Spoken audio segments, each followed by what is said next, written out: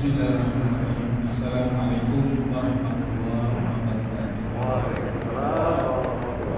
Alhamdulillahirabbil alamin wa bihi nasta'in ala umuri dunya waddin. Wassalatu wassalamu ala asrofil anbiya'i wal mursalin wa ala alihi wa sahbihi ajma'in. Amma ba'd. Yang saya hormati para alim ulama, para asatidz, para ustadz dan bapak-bapak hadirin sekalian. Puji syukur kehadirat Allah Subhanahu wa taala yang mana pada pagi hari ini kita masih diberikan nikmat sehat walafiat. Selawat dan salam tak lupa kita haturkan junjungan kita baginda Nabi Muhammad sallallahu alaihi wasallam. Pada kesempatan pagi ini harusnya sebenarnya manajemen kurban, cuma kebetulan tim saya yang satu belum hadir, jadi saya mengisi untuk yang kedua ya, materi yang kedua, teknik merubuhkan hewan. Ini sebentar ya Pak, lagi dicari ini agak sulit kalau sendiri ya. Ya, kita masuk yang pertama. Memilih tali yang baik dan bagus. Yang pertama ini namanya tali nilon, ya Pak. Dia lebih lembut ya dibanding dengan tali jemuran, ya, tali plastik. Nah, itu agak keras. Ya. Jadi tali plastik ini tidak disarankan. Tapi kalau memang sudah ada dan sudah terbiasa, ya tidak apa-apa. Tapi kalau memang belum ada atau lebih baik itu tali nilon kita sarankan. Lanjut.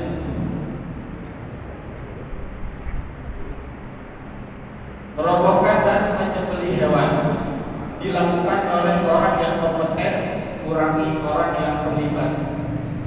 Jadi kalau menemukan sapi itu gak perlu banyak-banyak Pak, ya, gak perlu 10 orang misalkan atau 15 orang, nggak usah. Jadi kalau menemukan sapi itu minimal ya 4 orang minimal atau sampai 6 orang. Jadi ada yang pegang kepala ya, ada pegang kepala nih. Nah, ada yang bagian kaki, ada yang bagian nanti megangin simpul pinggang ya. Nah, itu paling 4 orang aja cukup. Kalau terlalu banyak itu nanti sapi bisa stres Pak. Gitu. Kalau terlalu banyak. Yang kedua itu disesuaikan dengan karakteristik hewan. Jadi kan macam-macam ya Pak. Ada sapi Bali, ya, sapi limosin, sapi Simental dan lain-lain. Itu kadang beda ini Pak, beda penanganan. Kalau untuk sapi Bali itu agak sulit ya, agak brutal ya, bisa dibilang.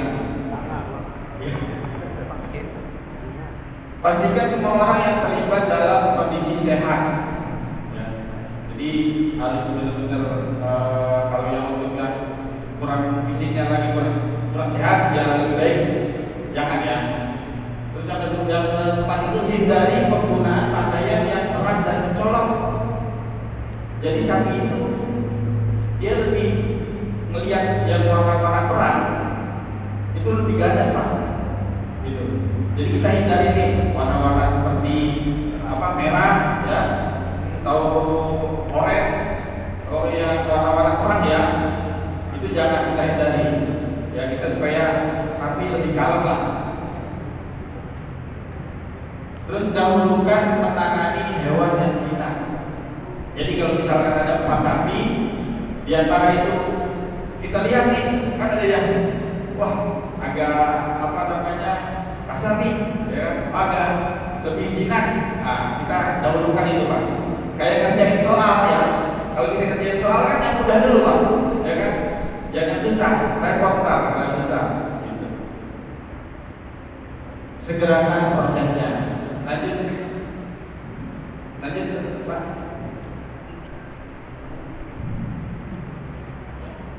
Merobohkan dan menyembelih hewan yang itu menambah tali takut brongsong hewan. Ya. Tali takut itu apa Pak? penambahan.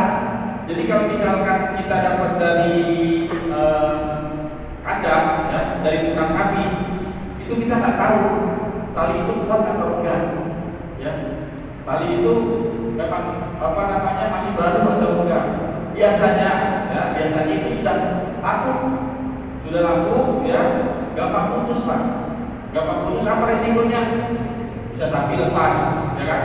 Pada saat kita ngikat itu, nah kalau misalkan dia udah kaku, getas, ya, bahasa ini getas lah, mau putus. Nah itu kita hindari. Jadi, nah ini saya sedikit kasih simpul untuk tapuk, ya, untuk di kepala. Jadi tali tambahan, Pak, ya. Jadi tali tambahan seperti ini bisa dilihat, ya. Ini leher sapi kita masukkan. Ini ada kita bikin ini, maaf ya, kita udah simpul, ya. Jadi kalau saya itu udah kita simpul, Pak. Jadi nggak tali ini udah kita simpul seperti ini. Simpulnya gampang, cuma seperti ini aja. Nah, ya, ini simpulnya gampang, ya, seperti ini aja. Nah, ini dan seperti ini, Pak.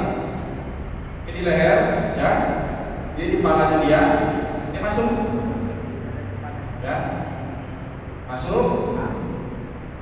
Nah, ini kita tarik. Ini di mulutnya, Pak. Di mulutnya dia. Nah, dia nanti posisi ada di tengah-tengah. Nah, seperti ini, Pak. Jadi kalau seperti ini udah insya Allah kuat. Jadi sapi juga menurut aja dia. Jadi kita nggak khawatir dengan tali yang ada dari kandang, ya. Gitu.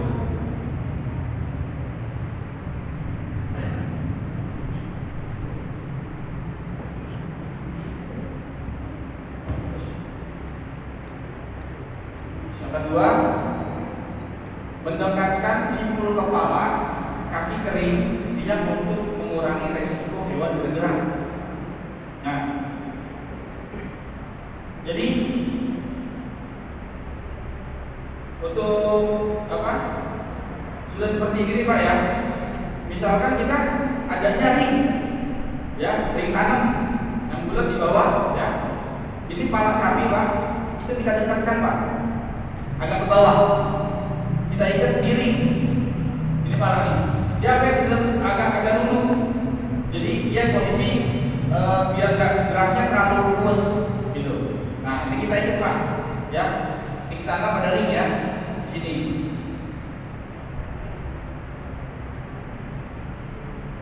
Nah, untuk yang kedua, kaki kiri, Pak, ya.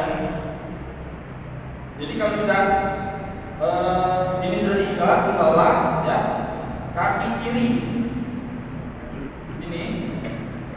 Jadi kalau untuk sapi, Pak, cara kita ambil kakinya, ya. Yang pastikan kita safety sudah ada. Jadi kalau untuk perubahan itu usahakan pakai sepatu safety, Pak. Kan ada tuh sepatu box yang besi. Nah, itu usahakan seperti itu, Pak. Jadi kita menghindari terjadinya keinjak. Soalnya ada kejadian, Pak, itu patah kaki. Jadi dia mau nurunin dekat sapi kan nggak bisa diam, ya. Nah, keinjak patah, Pak. Gitu. Makanya kalau sepatu safety itu lebih aman. Nah, kalau sudah seperti ini, Pak, ya, kita kalau masukin tali, ya, kalau memang nggak terlalu beringas, itu kita deketin aja sini, Pak. Jadi yang pegang kepala ada, ya. Jadi kita pegang dekat sini seperti ini, Pak, dekatnya, ya. Kita dekat. Nah, ini kan agak tinggi, ya, kaki, ya. Ini kan pendek, ya, Pak, ya. Nah, kita nggak perlu turun begini, Pak. Jadi agak tinggi aja begini. Jadi kita masukin. Jadi kita ambil. Ini karena kakinya pendek, ya, Pak. Jadi saya akan duduk. Harusnya kita nggak perlu duduk, Pak. Jangan kita duduk kalau misalnya ngambil ini, jangan. Itu resiko tendang. Jadi kita ambil agak tinggi aja. Nah, duduk seperti ini aja. Kan kaki segini nih, kayak kurang lebih segini nih. Nah, kita ambil. feel ya. Ini kita angkat begini aja dulu Pak, dan kita turunin. Ini sudah disimpul ya, sudah disimpul. Nah ini masuk Pak, masuk. Nah, nanti dia turun sendiri Pak, turun sendiri. Nah dia ikat nih, baru kita ikat lagi ke ring. Itu kalau ada ring. Tapi kalau misalnya pohon, ya ada juga. Misalnya kalau pohon itu lain lagi Pak. Kalau pohon dia agak tinggi, ya ininya. Jadi ya kira-kira sekaki kita lah, biar agak turun tapi kita taruh ke bawah ya. Nah ini kita ikat ke pohon Pak. Satu, kita ikat sampai kakinya dia kira-kira sejengkal dari pohon atau ring, ya. Jadi jangan terlalu mepet juga, tapi apa namanya kira-kira sejengkal. Jadi biar dia pergerakan sapi itu enggak apa namanya enggak banyak, ya. Nah ini soalnya kita udah ikat ya, kita ikat. Terus yang ke ini kita langsung ini aja dah, lanjut. Setelah itu Pak, ya, berarti kita akalin lagi kaki kiri belakang, ya, kaki kiri belakang. Gimana cara ngakalin ini Pak? Ya kan? Kalau misalkan ngambil di sini, ini jangan ambil di posisi di belakang sini Pak, ya. Apalagi misalkan Pak, kita begini, jangan ya, jangan sekali-sekali seperti ini. Ini resiko ketendang itu udah pasti. Jadi cara ngambilnya seperti apa? Nah, jadi kita deketin ini Pak. Sapi itu kalau kita tempel begini Pak, ya, kalau dia udah nempel begini, dia nggak respect banyak. Asal gitu udah nempel ke badan dia, ya, udah nempel. Nah, jadi kita ada di tengah-tengah sini nih, kita masukin, ya, kita masukin.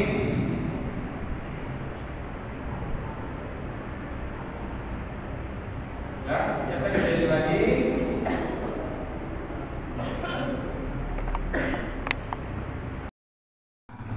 Setelah itu, ya, baru tinggal kita rubuhkan Pak.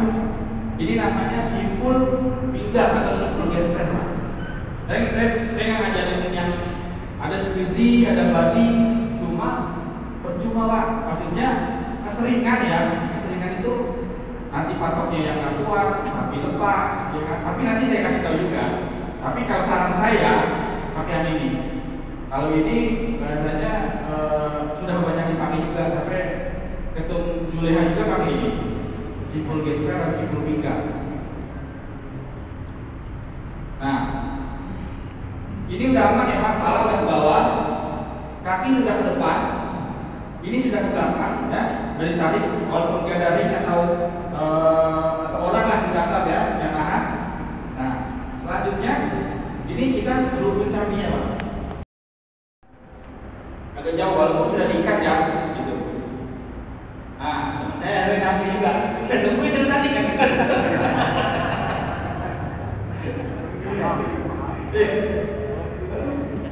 Oke, nah dari sini ya baru kita masukin Pak, ya kita masukin, terus ya, nah dia nanti adanya di bawah Pak, di bawah perut sini, agak ke bawah, putar, kaki.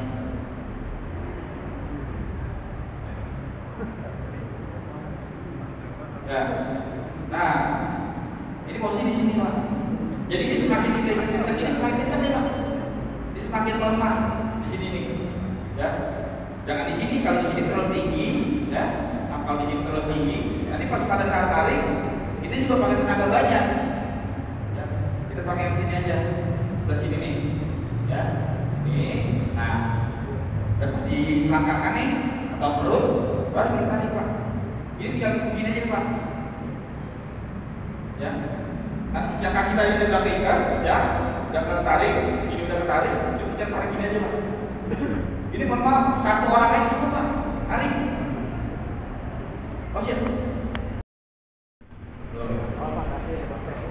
Ya, itu dia. Mudah-mudahan nggak berak di samping.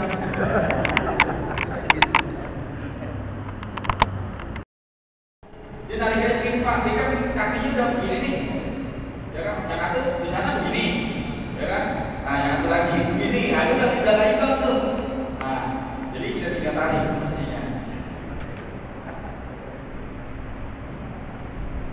Maaf, itu kalau untuk tingkatan kaki mutlak kalau kiri harus kiri semua, kalau kanan kanan semua. Gimana Pak? Pengikatan kaki, kaki kanan depan, kaki kiri depan, kaki kiri belakang. Ya. Itu memang harus kiri semua atau kanan semua. Jadi gini Pak, kita ini diajarkan sunahnya itu lambung sebelah kiri Pak. Jadi kiblat ya, arah kiblat jatuhnya kaki itu lambung sebelah kiri. Ya, jadi posisi kiri ini, nah makanya kita kenapa ngambil kaki kiri? Karena jatuh sebelah sini Pak. Nah, lambung sebelah kiri. Sunahnya seperti itu. Jadi kalau misalkan kanan itu darurat Pak. Misalkan memang posisi yang memang nggak memungkinkan di sebelah kiri atau sudah di sini kanan ya silakan. Gitu. Atau jatuhnya pas lagi kiri ke kanan ya silakan. Makanya kalau biasanya kalau udah simpul seperti ini Pak, itu pasti sebelah kiri Pak jatuhnya. Tapi kalau mau pakai yang bali atau